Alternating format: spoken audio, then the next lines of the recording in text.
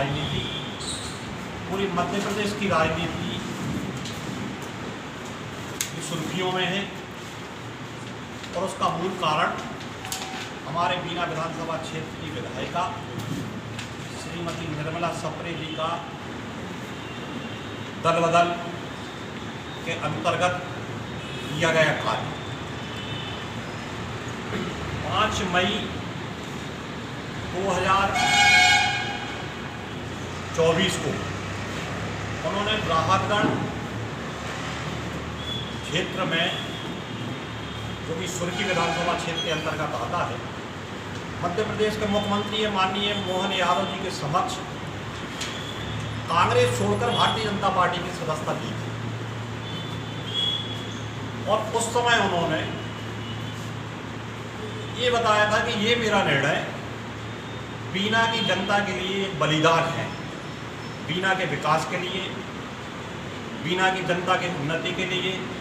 बीना को जिला बनाने के लिए और बीना को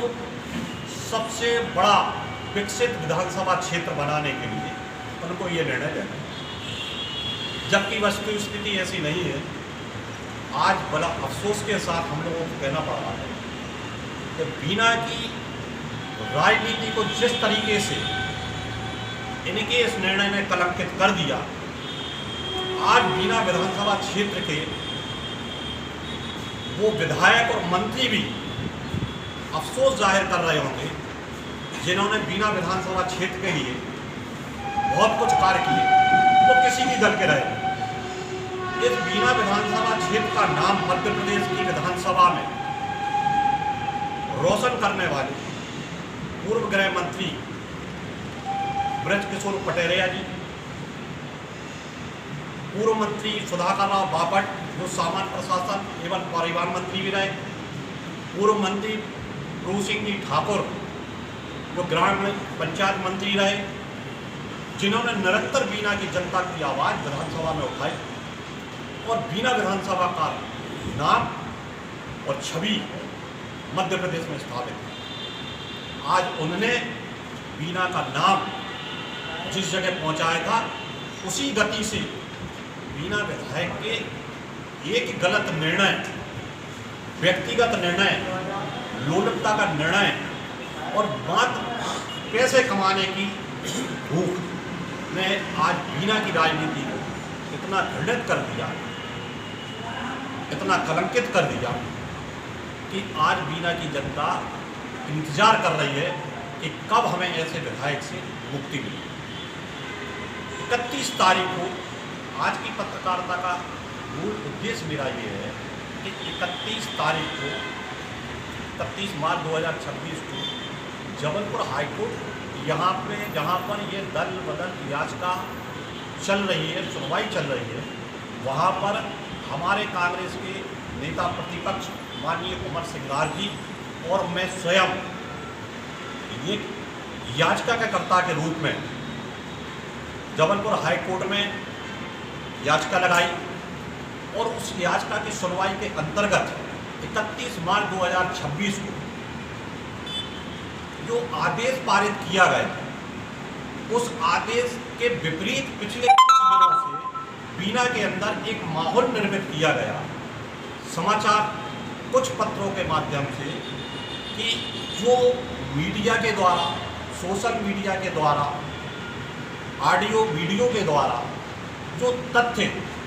हाईकोर्ट में प्रस्तुत किए गए, उन्हें हाईकोर्ट ने नकार दिया और निर्मला सप्रे ने ये कहा उनके अधिवक्ता के माध्यम से कि मैंने कांग्रेस नहीं छोड़ी। इस प्रकार का एक भ्रम पैदा करके मीडिया के माध्यम से उसको दिखाया गया। उसकी वस्तु स्थिति में जो कार्रवाई हुई है, उस कार्रवाई के अंतर्गत जो भी आदेश पारित 31 मार्च को हुए, उनकी कॉपी आप लोगों को उपलब्ध कराऊंगा। ये मैंने हिंदी में अनुवाद करा के रख ली है, क्योंकि जो आदेश इंग्लिश में है वो भी व्हाट्सएप के माध्यम से हम आपको उपलब्ध करा दे रहे हैं। इसमें कहीं कोई ऐसा उल्लेख उस दिन की सुनवाई में नहीं हुआ है जिसमें ये लिखा हो कि कोर्ट ने किसी भी प्रकार से मीडिया के ऑडियो वीडियो दस्तावेजों को नकार दिया और उसमें ये भी कहीं नहीं हुआ है कि उनके अधिवक्ता ने ये कहा हो कि निर्मला सप्रे कांग्रेस में। कोर्ट की जो भी कार्रवाई हुई उस दिन वो आपको हम उपलब्ध करा रहे हैं। इसमें कोर्ट ने स्पष्ट रूप से जो आदेश दिया है उसमें 9 तारीख को स्पीकर महोदय ने, अधिवक्ता जो महाधिवक्ता है स्पीकर महोदय के राज्य शासन के, उन्होंने स्पष्ट रूप में कोर्ट में कहा है कि 9 तारीख को हम याचिकाकर्ता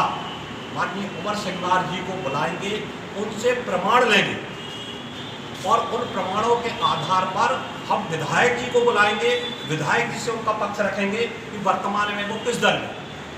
और विधायक जी या विधायक अधिवक्ता को अपनी बात रखने 31 मार्च को माननीय लेवल हाईकोर्ट में सुनवाई हुई, उसमें कुछ भ्रम की स्थिति और भ्रम थी। इसके मामले में प्रेस कानून ने स्पष्ट किया है और सुनवाई के दौरान जो आदेश हुए उस आदेश की काफ़ी सभी मीडिया कर्मियों को उपलब्ध कराई। हमारा केवल इतना कहना है कि वर्तमान जो बीना विधायक निर्मला सप्रे उनने उस विधायक पद को एक मजाक बना दिया, व्यंग्य बना दिया और विधानसभा जैसी संवैधानिक गरिमामय भवन केंद्र को एक मनोरंजन का केंद्र बना। ये पिछले 4 सप्ताहों से विधानसभा के गेट पर गई, उपस्थिति दर्ज कराई, लेकिन अंदर नहीं। इसलिए नहीं गई, इनको खुद नहीं मालूम कि वर्तमान में किस दल के। दूसरी चीज, दुर्भाग्य की बात देखो, ये विधानसभा क्वेश्चन लगाती है और विधानसभा के अंदर नहीं आती है, तो उस क्वेश्चन लगाने का मतलब क्या है? या तो क्वेश्चन लगाती है उन अधिकारियों को, उन लोगों को ब्लैकमेल करने की इनकी नीयत रहती है, या फिर अनावश्यक रूप से उन्हें परेशान करने की मंशा रहती है। एक विधानसभा क्वेश्चन में अधिकारी परेशान होते, कर्मचारी परेशान होते हैं, समय बर्बाद होता है, जानकारी इकट्ठी की जाती है और तुमने क्वेश्चन लगा कर उसको एक मजाक समझ लिया। जब आपको विधानसभा के अंदर जाना ही नहीं है, जब आपको अपनी बीना विधानसभा क्षेत्र की जनता की बात विधानसभा के अंदर रखना ही नहीं है, तो आखिर क्यों इतना पाखंड करो? आप फिर से जनता के बीच में जाओ, जनता का विश्वास मत जीतो और सीना तान के विधानसभा के अंदर जाओ। बीना की जनता आपकी कार्यशैली से और आपके द्विमुखी स्वभाव से बहुत ज़्यादा असंतुष्ट है, नाराजगी व्यक्त करती है और हम तो कहते हैं अगर वास्तव में आप में हिम्मत है तो दोबारा चुनाव के लिए आपको बीना की जनता के बीच जाना चाहिए।